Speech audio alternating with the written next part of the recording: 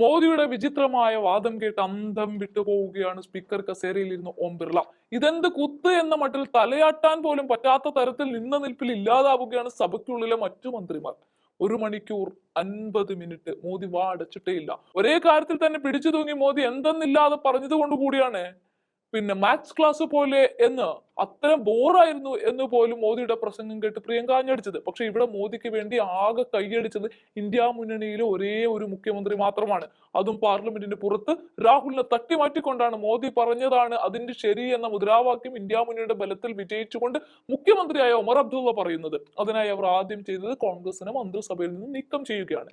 പിന്നീട് പ്രകടന പത്രികയും മോദിക്ക് വേണ്ടി കീറിക്കളഞ്ഞു. അതിനൊക്കെ ശേഷമാണ് ഇപ്പോൾ മോദിയെ പുകഴ്ത്തി രംഗത്തെത്തിയത്. കാശ്മീരിന്റെ പ്രത്യേക പദവി എടുത്തു കളഞ്ഞ് രാജ്യത്തിന്റെ ഐക്യത്തിന് തടസ്സമായതിനാലാണെന്ന വിചിത്ര ന്യായവുമായി പ്രധാനമന്ത്രി നരേന്ദ്രമോദി എത്തുകയാണ്. ഇന്ത്യയിൽ ഭരണഘടന അംഗീകരിച്ചതിന്റെ 75ാം വാർഷികത്തോടനുബന്ധിച്ച് ലോക്സഭയിൽ നടന്ന ചർച്ചയ്ക്ക് മറുപടി പറയുമ്പോഴാണ് മോഡിയുടെ വാദം. പ്രസംഗത്തിൽ കോൺഗ്രസിനെയും പ്രധാനമന്ത്രിമാരായിരുന്ന ജവഹർലാൽ നെഹ്റു, ഇന്ദിരാഗാന്ധി എന്നിവരെ അതിരൂക്ഷമായി വിമർശിക്കുകയും ചെയ്യുന്നുണ്ട്. 1 മണിക്കൂർ 50 മിനിറ്റ് നീണ്ട രാഷ്ട്രീയ പ്രസംഗത്തിലാണ് പാർലമെന്റ് വേദിയായത്. നെഹ്റു കുടുംബം ഭരണഘടന തകർക്കാൻ ശ്രമിച്ചെന്നും ഭരണഘടന തടസ്സമായാൽ മാറ്റണമെന്ന് പ്രധാനമന്ത്രിയായിരുന്നപ്പോൾ സംസ്ഥാന മുഖ്യമന്ത്രിമാർക്ക് കത്തെഴുതി എന്നും മോദി ആരോപിക്കുന്നുണ്ട്. അടിയന്തരാവസ്ഥയുടെ കളങ്കം കോൺഗ്രസിന് ഒരിക്കലും മായ്ക്കാനാവില്ല. ഭരണഘടന ഉറപ്പു നൽകുന്ന മൗലിക അവകാശങ്ങൾ ഉൾപ്പെടെ റദ്ദാക്കപ്പെട്ടു.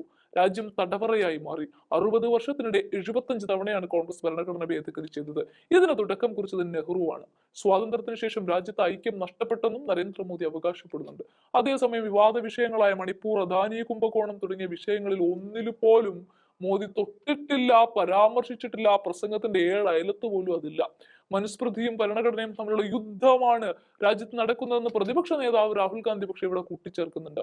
ഇന്ത്യൻ ഭരണഘടനയിൽ ഭാരതീയമായ ഒന്നുമില്ലെന്ന വി ഡി സവർക്കറുടെ വാക്കുകളെ BJP അംഗീകരിക്കുന്നുണ്ടോ എന്നും രാഹുൽ ചോദിക്കുന്നുണ്ട്.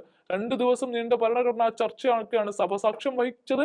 അവസാനം ഇന്ന് സഭയിൽ വീണ്ടും ഭരണഘടന ചർച്ചയ്ക്കെടുക്കുമ്പോൾ മോദിയെ കാണാനില്ല എന്നത് മറ്റൊരു വസ്തുത കൂടിയാണ്.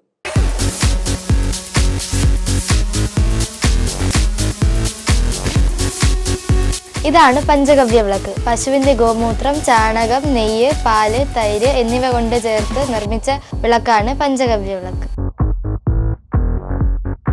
ഒരു ഗണപതി ഹോമം ചെയ്യുന്നതിന് തുല്യമാണ് ഈ പഞ്ചഗവ്യ വിളക്ക് വീടുകളിൽ കത്തിച്ചു വെച്ചാലുള്ള ഗുണം.